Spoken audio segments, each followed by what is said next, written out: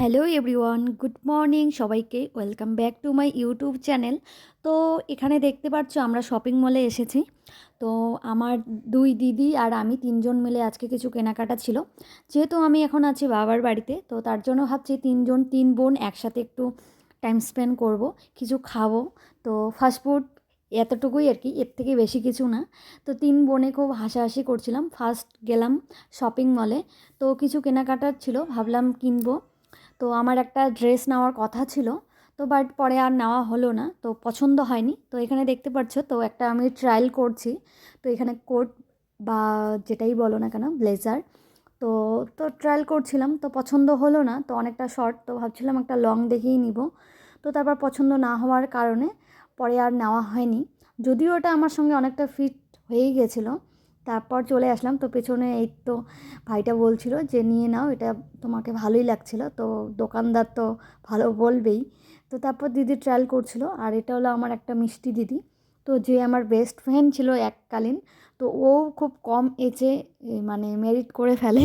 তো আমরা যেহেতু সবাই আছি অনেকটা কম এজে, দেখেই হয়তো সবাই বুঝতে পারছো। তো ও কিন্তু ওর একটা কিন্তু 7 ইয়ার্সের মেয়ে আছে, তো বাট ওকে দেখে হয়তো বোঝা যায় না যে ওর একটা মেয়ে আছে। তো তারপর ওখান থেকে আমরা বের হয়ে পড়ি। তো আমার দিদি একটা ও সোয়েটার নেয়। তো আমার পিসির জন্য যারা ছিল তারা আমার ছিল পিসতুতো দিদি। আমরা তিন বোন ছিলাম।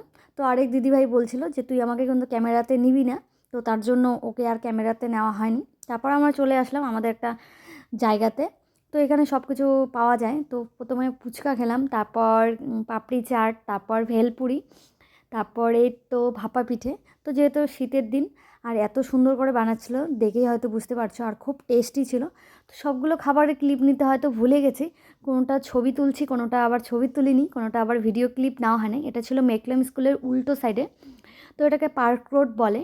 হয়তো যারা যারা আলিপুরদুয়ার থেকে দেখবে তারা তারা চিনতে পারবে। আর এখানে দিদি আমাকে খাইয়ে দিচ্ছিল এক সাইডে, আর এইদিকে ক্যামেরা ধরছিলাম।